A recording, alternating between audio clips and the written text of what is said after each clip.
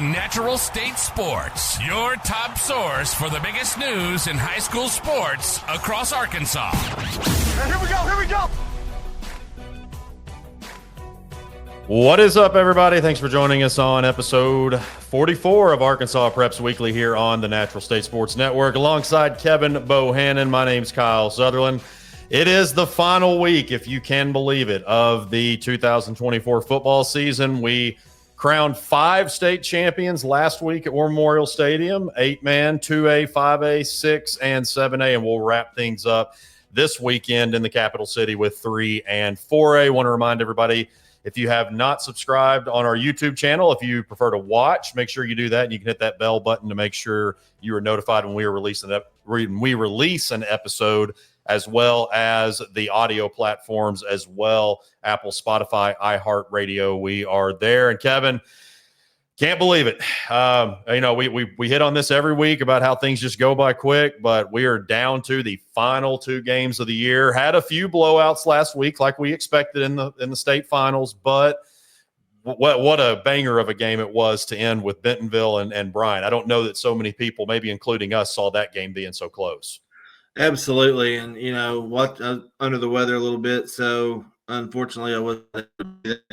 But watched every game and got to see, especially the Bryant-Bentonville game. And watching Bentonville dominate up front in the first half was really something that surprised me. I knew that they were going to come out. Chris Ficklin ran the ball very well. I think he had 150, 170 yards rushing. Trevor Grant looked really good. It's just a matter of, there we go, got it pulled up right there. Trevor Grant was good. He just got a little inconsistent second half, and I think that was due to the fact that Bryant started being able to put a little bit of pressure. We saw Elijah Hill. He was talked about quite a bit during that game, how, offers from UCA, visited Arkansas State. UCA, if they get him, I think it's a very big pickup for an in-state guy. Bryant ran through Jordan Walker. I mean, he was the what he was able to do, and this was kind of hey, I not only, winning a second state title, but he didn't get to do it the first time. So, for him to go out there and compete like he did, big passes late in the game, the pass he made, was it Taylor that caught it? Number 3. Caleb Tucker.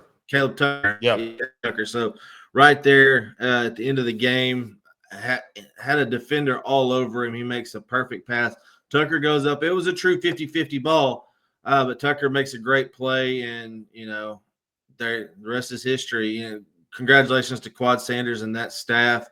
Tyrell Johnson, who, played for Steve Roberts at Arkansas State, was at Rising for a little bit now. So it was a big win for Bryant, but Bentonville, they'll be back. Nothing says that they won't. Yeah, and I want to make sure, since we have these graphics here and you see some names there, we're going to mention other names as well, but there's only so much room. And I wanted – so I didn't put, Chris Ficklin on there for, it wasn't like any kind of malicious reason or whatever. Yeah. But I did mention or you mentioned his big game, 147 yards and 1 touchdown on the ground.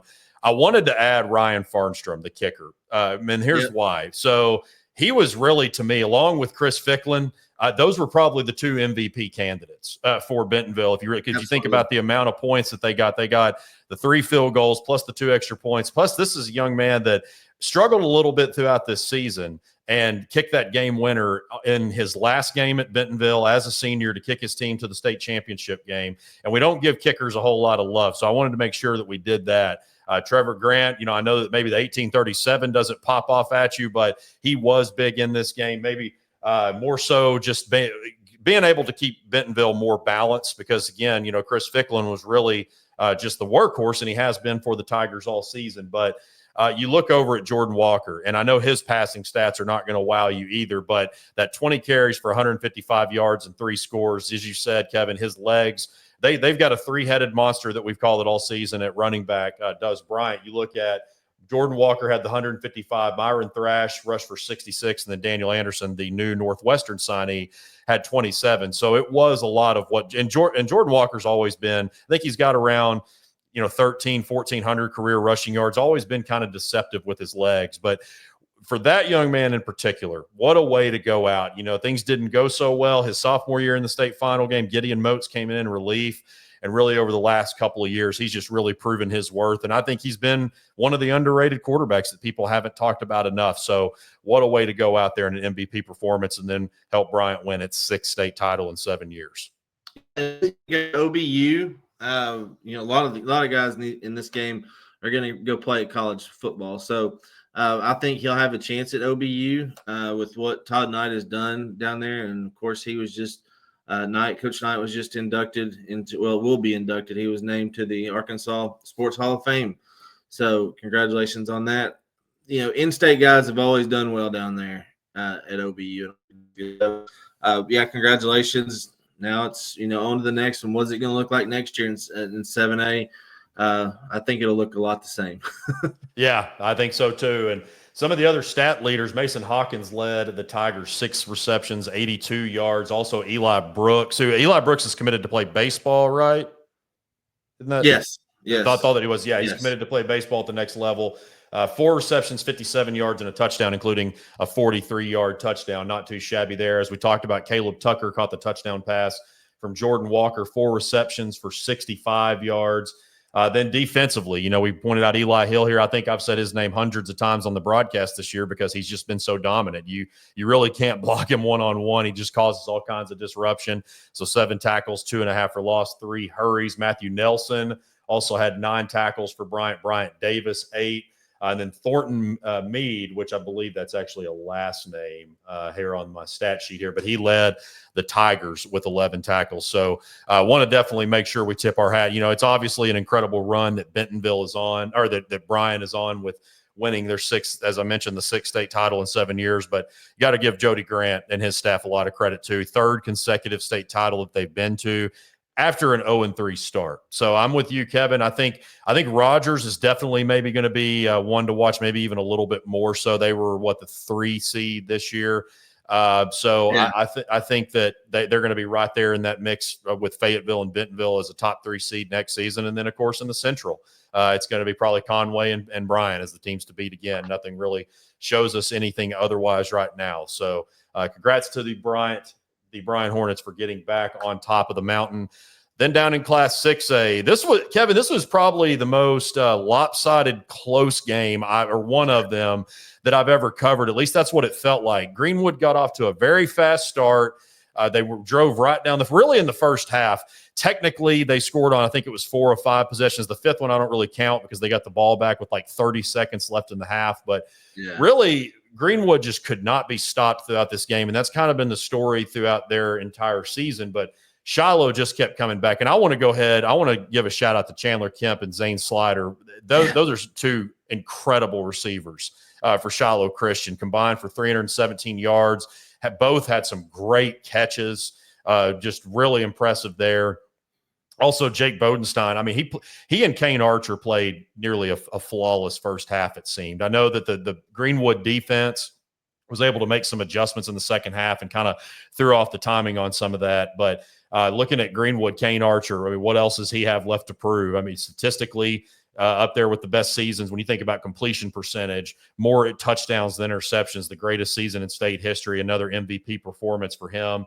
22 of 29, 321 yards and 3 scores. And then just like Jordan Walker in the 7A game, most of the damage that Kane did was on the ground. Just let out a lethal stiff arm, as Wes Moore called it on our Buzz broadcast.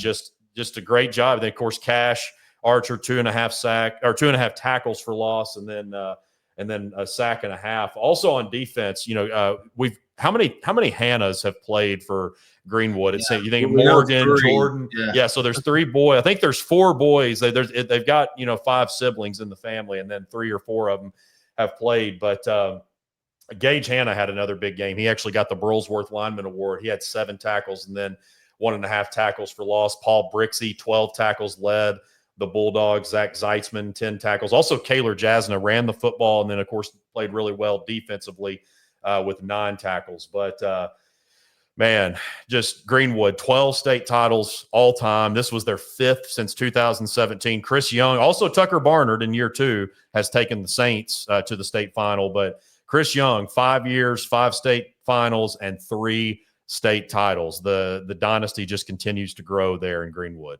Yeah, the biggest thing that shocked me about this was the fact that Shiloh was able to stretch the field on Greenwood. Greenwood's defense, for all the accolades that the offense gets and what Archer did with more touchdowns than incompletions, he only threw 2 interceptions on the year, and he had one this game that Carter Henley intercepted in the second half. So the Greenwood defense had been shutting down everybody this year. I mean, it was constant pressure.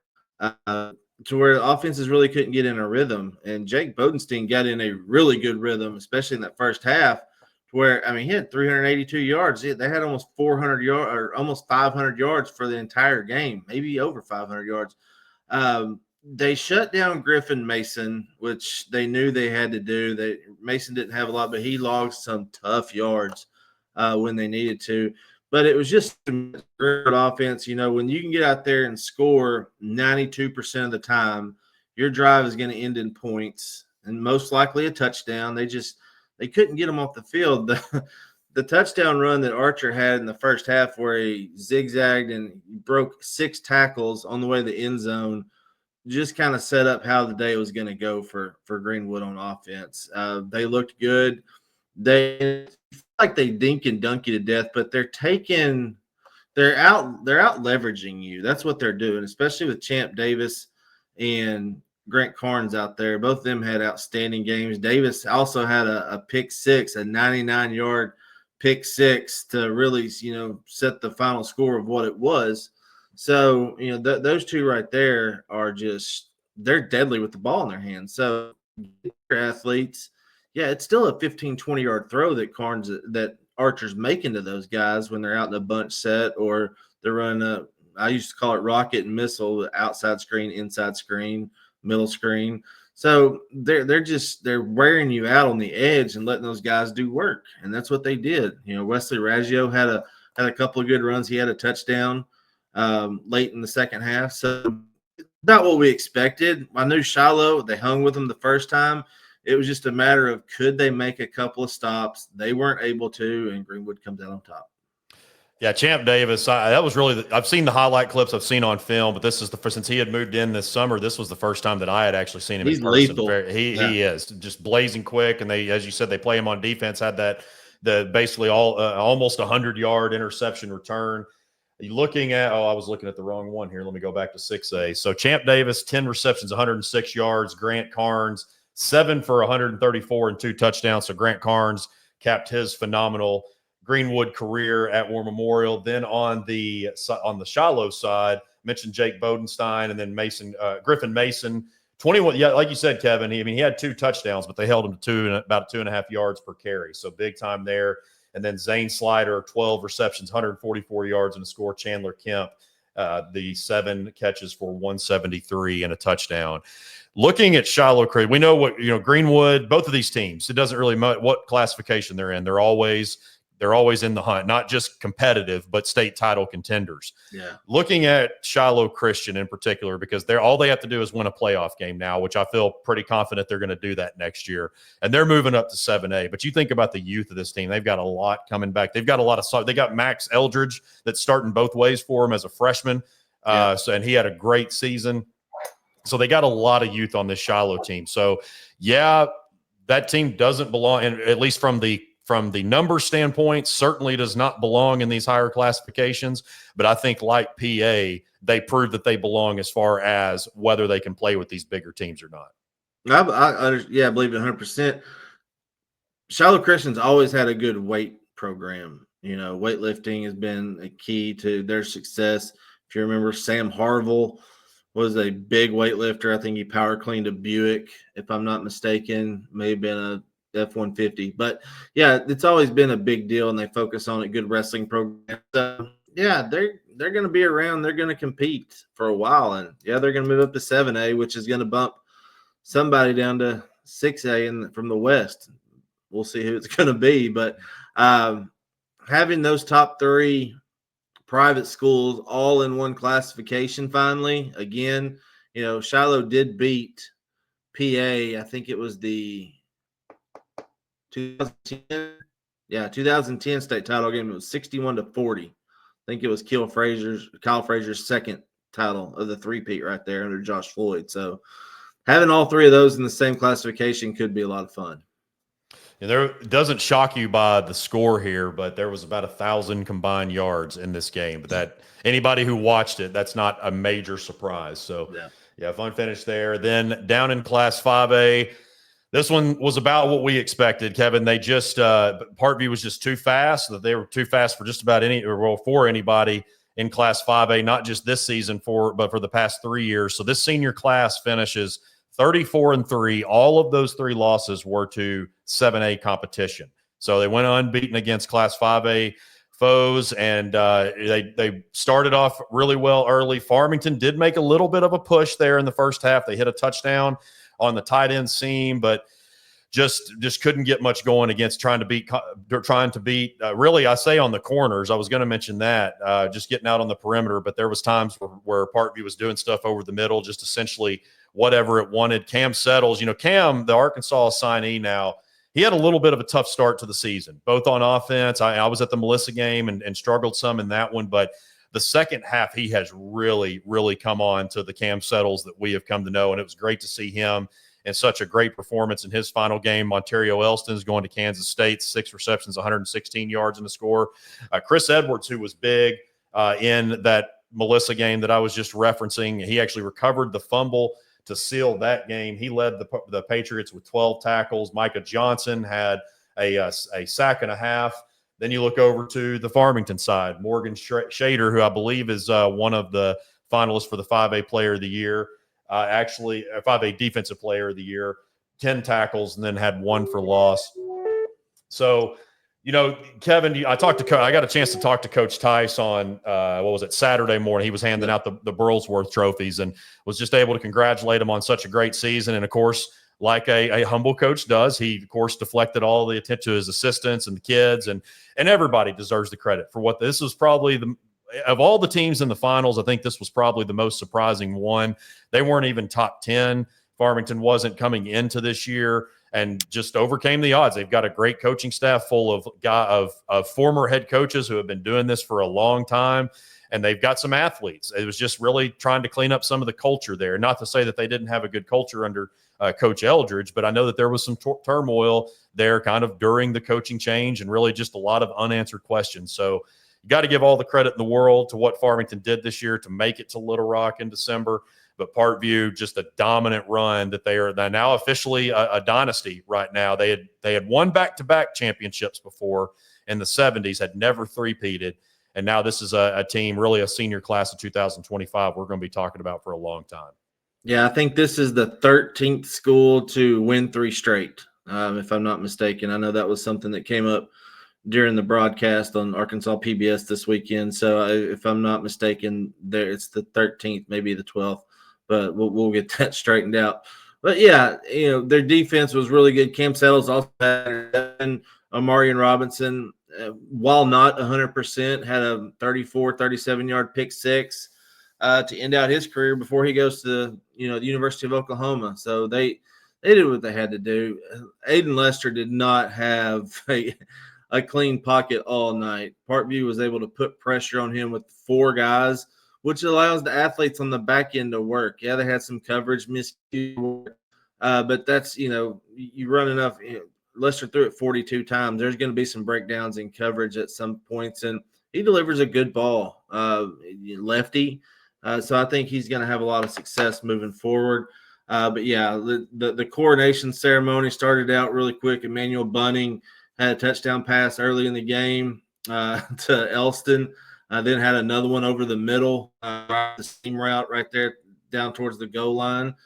So, yeah, this is what we expected, and congratulations. They are 3-peat now. And, the question, it's funny hearing a lot of people talk about, the competitive equity factor of moving PA, Little Rock Christian, Harding Academy. Every one of them moved up because of the competitive equity factor. And now they're talking about, Greenwood should move up, Parkview should move up. It's not for posts. This dynasty is not guaranteed to last. It's a cycle right now. And yes, Coach Bolding has done a great job of getting athletes to Parkview. They're doing it the right way. They're not under any kind of AAA sanction or anything like that. So they're doing everything above board, by the book, getting kids there. All schools are doing it right now with school choice. So otherwise, they're going to be the king of the mountain. And why wouldn't you? You know, they're putting kids in college and getting them educations. So that's the biggest thing moving forward is, look, if you want to play ball, there's a lot of schools that can do it out there. But if you want to compete, play at the highest level, Parkview, is the place to be right now in Class 5A. Yeah, that's exactly right. I mean, really, I think pretty much the only people, talking about this are just trolls that are threatening to send out FOIAs. You know exactly what I'm talking about. And also people that don't know the situation. There's all kinds of threats about this and that. But that just kind of shows that they don't really know how things work. Is just because a team is good that you have to move up in classification. Yeah, I mean, it also goes back to what I was saying earlier about numbers. So, there's going to be all. This is what the time of year that Kevin. What have I referred to it as? Is let's blame the refs. Let's blame this. Let's blame that. And so that's the thing. Hopefully, we get to a point where we celebrate accomplishments more. I'm going on a little bit of a rant here, but I'm hoping that we get to a point where we celebrate accomplishments of kids more than we do just griping on social media. But that's a different story for another day. But you look at one guy that really that has impressed me this year when he's gotten his carries is Dak Crosby. They're going to have him back next year. Of course, he's been in a crowded backfield with Money Elston and all these guys. And so that's one that I'm looking forward to. And Emmanuel Bunting, the way that he came on. Now, Aiden Lester, is he a senior or junior? He's an underclassman. Okay, he's a junior then, so he's a 26. Yeah. I couldn't remember. So both of these teams will have their quarterback back. I don't know. I imagine Coach Tice will be back to give another run at it. He said when I saw him the other day, he seemed very excited to be, back on the sidelines this season. So, yeah, definitely. We want to make sure that we give all the credit because certainly Coach Tice, he should be on everybody's, whether he's your coach of the year or not, in all classifications, he should be on every single list, in my opinion, just for the job that he and his staff did this season. But and Coach Bolding as well for three-peating. Yeah. So there's nothing wrong with that either. Then down in Class 4. So the next two, of course, we'll be recapping semifinal matchups and a little bit of a preview of the state championship. So Saturday at noon, we'll get us kicked off with the 4A state championship that will be between Elkins and Arkadelphia. And Kevin, looking at this Elkins-Mills game, special teams really won this for Mills, particularly in the first half. And I was looking, and Elkins is another one of the surprise teams, maybe the fact that they're undefeated at this point in the season and playing for a state championship. I think that everybody knew that, Zach Watson has built not just a good team from last year. He's built a program at this point that expects to go deep in the playoffs. But I just didn't see that coming. Of course, we didn't really know some of the replacements, how some of the replacements were going to do with Dizzy Dean and all those guys graduating. But here we've got Arkadelphia that's undefeated against Class 4A competition that has been my favorite throughout the playoffs here. I think this is going to be a really great matchup. Arkadelphia, they've lost to a 5A quarterfinalist in Camden Fairview and a 6A quarterfinalist in Lake Hamilton. What I've always gone back to, and a big reason why I'm picking this team, is I think that they've got – now, if you look at the numbers as far as scoring defense, it's about identical between Elkins and Arkadelphia. I do give Arkadelphia the edge. I think they've got a little bit more depth on their defensive line. But as I've said all year, it's that defense along with what sophomore quarterback Bryson McCoy is able to do, throwing to Braden Wagner, throwing to Jay Purifoy, Kyle Reed in the backfield. That's just one guy that they use at running back. I just feel like that this Arkadelphia defensive line, the defense in general, but the defensive line is going to be the difference in this game. Yeah, and you saw it in the first half. It was 21-0, and that's shutting down a Southside Southerner team that had run over just about everybody this year. Owen McLaughlin went into the game over 2,000 yards rushing. He was a non-factor. And we knew that if the offense could catch up to the defense at some point, that this Badgers team would be at War Memorial, because they had it done. Nakeeson Wimberly leads that defensive line, and they're just so good at every level that it's just hard to get points on them. Dardanelle played them as well as anybody has. Malvern, going back to that Week 10 game in the 7-4A conference championship. So yeah, they've this point, by about what we expect. You get a sophomore quarterback, he has to take his lumps sometimes.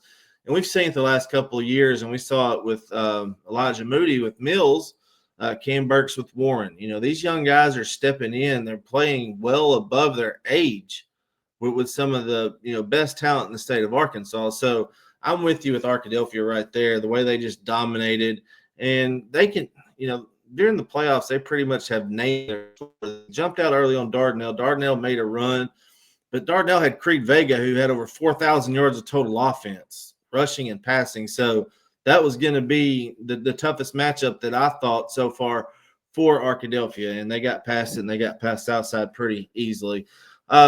I had talked to a coach that had played Elkins, this year, and asked him how they would Arkadelphia, and he said, "Don't overlook." He said he thought Mills would give them some trouble, and Mills did give Elkins some fits. The problems, like you said, came down to special teams. Mills had a couple of blocked punts that Elkins took advantage of, and that was the story of the ball game right there. Jaquay Walden, ran the ball well.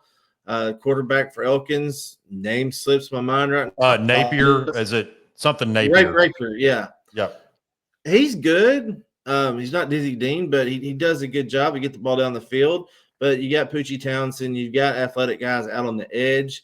I think it'll be a close game early on. I think Arkadelphia just pulls away. They'll dominate the line of scrimmage. Mills was able to cause issues in the backfield for Elkins. Right. That really opened my eyes right there. So yeah. I think I'll just for them at the end. But Elkins, they've been there every year. They're on a winning streak in the conference right now that's, pretty much unmatched.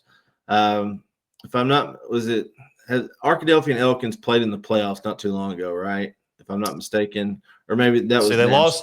They lost to Harding. Elkins lost to Harding Academy last year. Yeah. In the it was Nashville that I was thinking about with Nashville. Elkins. Yeah.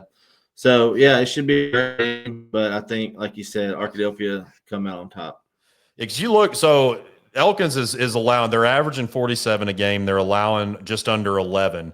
Arkadelphia is averaging 46 and now on the season they're allowing 17, but against 4A competition they're allowing around 11 or 12. So numbers wise, it's the same. But I think, Kevin, that's exactly where I'm at on it too. Just watching now.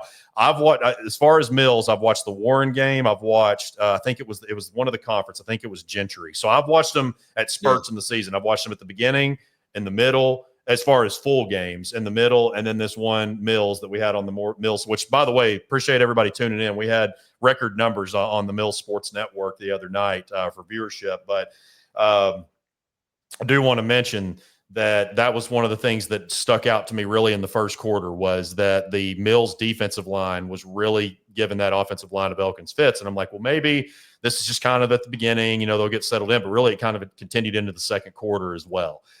So yeah, that's the main thing that really stuck out because Arkadelphia, not only do they have just a dominant front three, front four, they sub guys out that they can really get things done and can probably start it. And I'm not saying that Elkins doesn't have defensive talent either. They've done what they needed to do as well. But I feel like maybe that non-conference strength of schedule playing the Lake Hamiltons, playing the Camden Fairviews, that might bode a little bit better when it comes down to it for Arkadelphia. Then Class 3A said down. So as we know, this is always one of the toughest to predict. We talk about it every single year. It's probably the most loaded in terms of every other class. You can probably pick out 2, 3, maybe 4 in some cases. But I think coming into the playoffs, this was one that you could have at least a handful, maybe even a few more than that.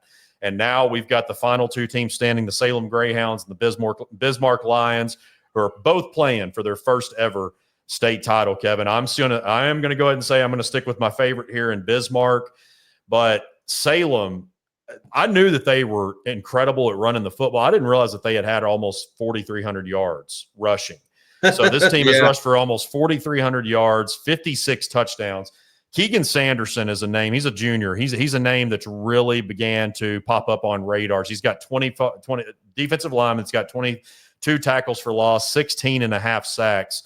And I always go back to holding Prescott and Rivercrest to 28 combined points. Those two offenses in back-to-back weeks in the postseason is pretty phenomenal that Salem was able to do that. And then to hold a Mansfield team to 20 points is very impressive as well, that it had all those Burton brothers that were just dominating defenses. Then you flip over to the Bismarck side. 13-0, 46 points per game, allowing 17. They beat the Lions beat Mansfield earlier in the year, also beat Glen Rose, a conference champion. They beat Prescott for the first time in 18 years, and they have not allowed more than 17 points in the postseason. That includes an unbeaten. And I know Fordyce lost Cadillac Ellison. That was a big loss, their quarterback. Yeah. But also beat a 3A-3 champ in Osceola that we feel is probably the deepest conference in 3A. So just like Arkadelphia and Elkins, I think that definitely the best two teams are playing in 4A. I think the best two teams that have proved it are playing in Class 3A. But it's really about, I think for Bismarck in particular, can they make Salem one-dimensional? Because now we really haven't seen Jade Taylor throw it. It's really Jade Taylor and Caden Brink that have been the majority of this offense. Also Caleb Leisenring's another one in there. But if Bismarck can at least slow down this rushing attack and try to make Salem one-dimensional, I think that's probably their key to winning this ballgame. Yeah, you look back at earlier in the year, and Newport beat Salem 42-6. I mean, and then they lost in conference. Salem, they just kind of came out flat, and they're just not going to be as good as I thought. Then they got to the back half of the year and started playing like it was a playoff game every week. Caden Brink had 245 on last Friday night. That's outstanding against a Mansfield defense. So yeah, he had 36 carries, I think is what it was. But that's what they've done, and they jumped out, held on, and going on the road. Kudos. That's a tough trip. It's not easy to get from Salem to Mansfield. I've never done it, but I won't do it again. So it's just when they're playing really well right now, and I think it's going to be good. But I think it's like I told you last couple of weeks. I think Bismarck is just their year. They're ready for this. Ben Keithley averaged 7 yards a carry last week, had 21 carries, 147 yards. Threw a couple interceptions that kept Fordyce in the game for a little bit. Then they just stretched it. And for them to beat Fordyce like they did, Fordyce, without Cadillac Ellison, they gave their all against Boonville. I think that took a little bit out of them. But Coach Rogers told me at the beginning of the year, if we stay healthy, we have a shot. But once you get deep into the playoffs and you have to go through a Boonville, a Prescott, a Newport, a Salem, a Mansfield, a Bismarck, it just takes a toll on you. And they just finally ran into that monster that they couldn't get past Bismarck. So I think Bismarck is slightly a better team. I'm going with them. I'm going with the Lions. But, should be a good game. Salem, I remember looking back and, seeing them go 1-9, 2-8. And then next year they went 10-0. And they've been pretty good ever since. I think 2020 was that year that they really turned it around. So, like you said, if Bismarck can shut down Brink, make the ball, and they'll probably load the box. DJ Keithley's done a really good job of making teams uncomfortable on offense this year. So cut down on the turnovers, and I think they'll be fine. But I'm with you. I think Bismarck goes to a 14-0 undefeated season. I did it for two shows, and now I did it perfectly for two shows, and then I screwed up. But no, both of these coaches, definitely, we've talked about on previous weeks, that have just really done a phenomenal job of bringing these programs up. I don't know. I don't like to use the term depths of despair. That's pretty aggressive, but both have been in pretty tough spots, especially, more recently, probably Bismarck. I think just, what was it, around COVID, they had won like one or two ball. So Salem had been in that position at one point too. So both coaches have done a great job just with getting these programs to this point, DJ Keithley and Josh Watson both. So on down to Class 2A, last but not least. Kevin, you picked Conway Christian last week. This was as much of a toss-up game to me as any of them. I picked EPC just to be different. And it was a little bit I not necessarily back and forth, because there was a good bit of mistakes made. There was a lot of fourth down stops. Actually, Conway Christian had a 6-0 lead at the break at halftime. EPC comes out, and then they score 8-0, and then 8-6. And then Conway Christian gets some scores there at the end. Brady Domicus, 22 carries, 137 yards, and 2 scores, and an MVP performance. And some big defensive performances also for the Eagles. Colton Loper, who also punts for them, 16 tackles, led the team, 1 for loss. And then Bo Campbell, who came in. I think actually Bo finished the season as the Eagles' leading tackler. He came in tied for the team lead with 84, so 15, and then had the forced fumble.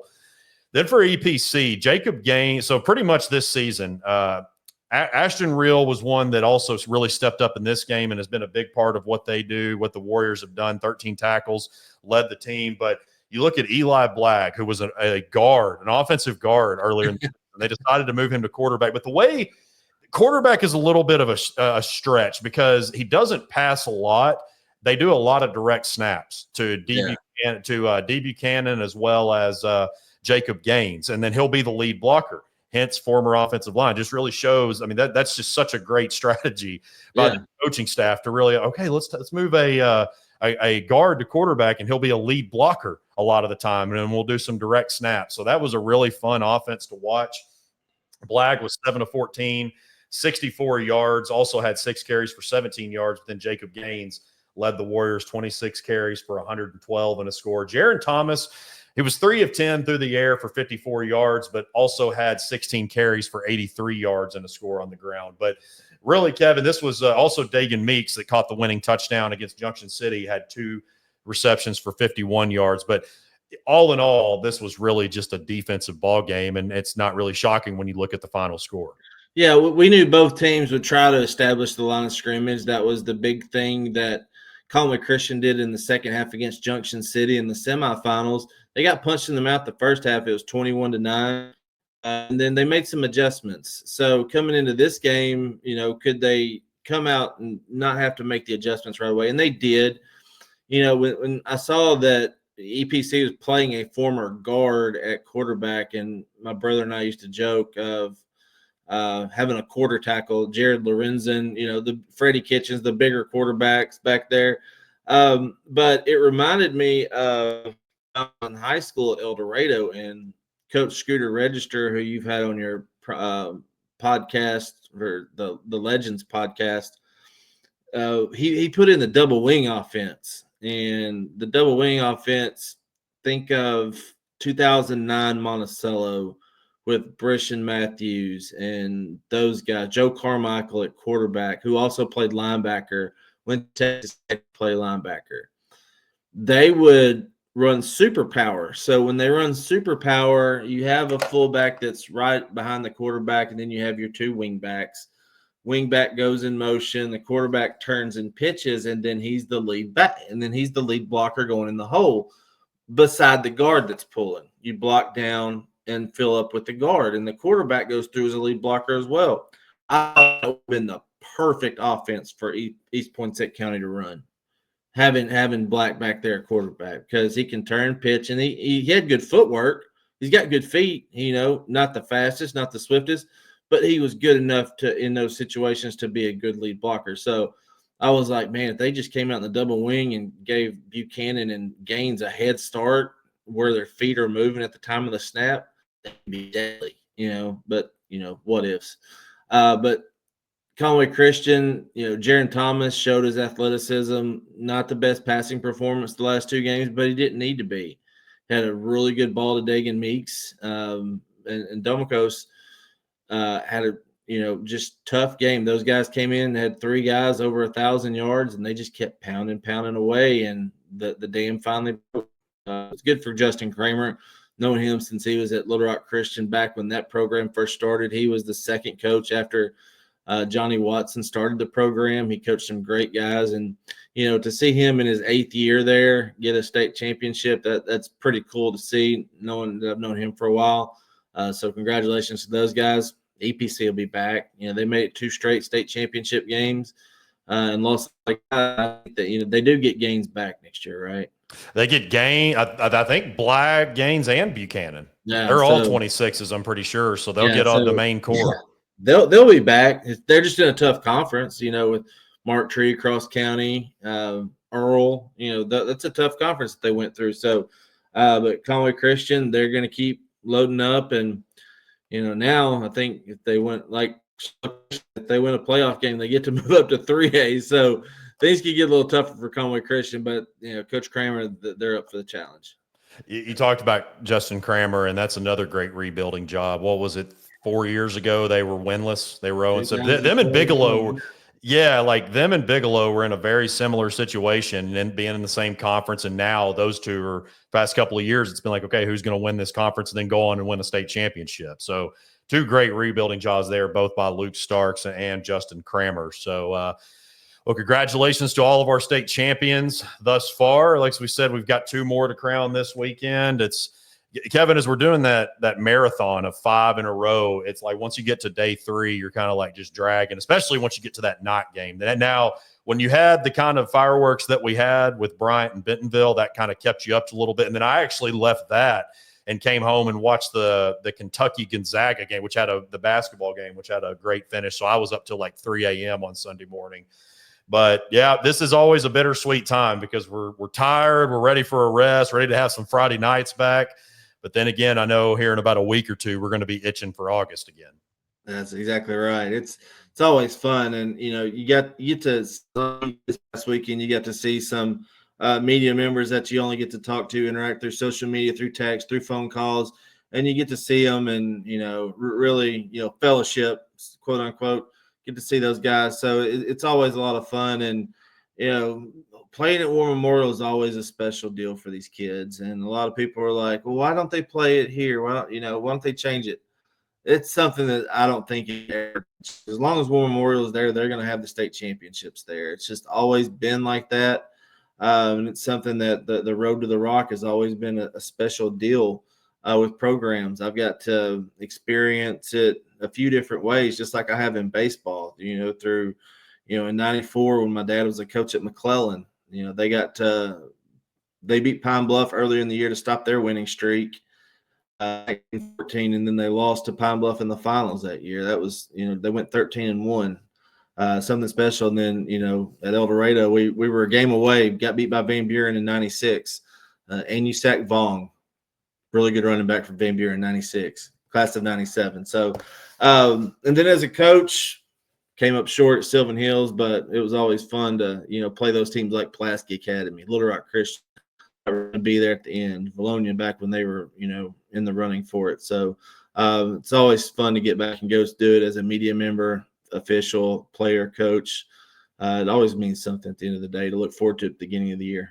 Yeah, no, it's a special play, and there's plenty of people with their opinions of War Memorial, but I'm like you. I've been there I didn't play in a state championship there. I stood on the sidelines as a sophomore in a state championship game, played in Hooten's Kickoff Classics, obviously practiced there, covered games there. Yeah, so it's a very special place for me, and I know it's a special place for a lot of people. Of course, that's easy for me to say when I'm in a big press box with all kinds of room. I got stats that are getting thrown to me. I got Coach Withrow on the broadcast that makes my job 10. Yeah, it's pretty much cake calling games at Troy Mitchell. Troy Mitchell has stepped an outstanding job on the stats again. Yes, they did. 22 years of service. Thank you, Troy, Randy Baker, Blake McAfee, Ernie Higgs. There's Tyler Freeman. Those guys do a great job. That's how we know. Like anytime that people hear us spitting out stuff, stat wise, it's because either we're seeing it on our computer screen that those guys are doing, or they during each quarter they go around and some of Troy's runners, they'll distribute it to the radio and TV guys. So they help us out a ton and add so much to the broadcast. And so we really want to thank everybody that's involved with helping PBS do the great things that they do, also what we do on the radio. So it's a whole lot of fun. So, well, we've got basketball coming up soon. We'll probably do a preview pod on that, maybe like right before Christmas. Next week, Kevin and I will recap. Kevin, I haven't even talked to you about this, Kevin, but I think next week we'll have a little bit of a debate or talk about who is the undisputed number 1 team in the state. We'll talk about that once all the state championships are over. That seems to be a little bit of a hot topic between 2 schools. That. Yeah, we'll recap 3A, maybe talk about some of the highlights of the year, some of the top highlights of the year, and do that as well as we wrap up football season here and then get into basketball. And don't forget, we've got plenty of stuff coming for spring as well with baseball and softball. So we're just getting started here as we get started on the second semester of the school year soon. So that will do it for episode 44 of Arkansas Preps Weekly. Again, subscribe YouTube, also on the audio platforms, Apple, Spotify, iHeartRadio. We are there. But other than that, for Kevin Bohannon and all of us here at Natural State Sports, I'm Kyle Sutherland. We will see you next week.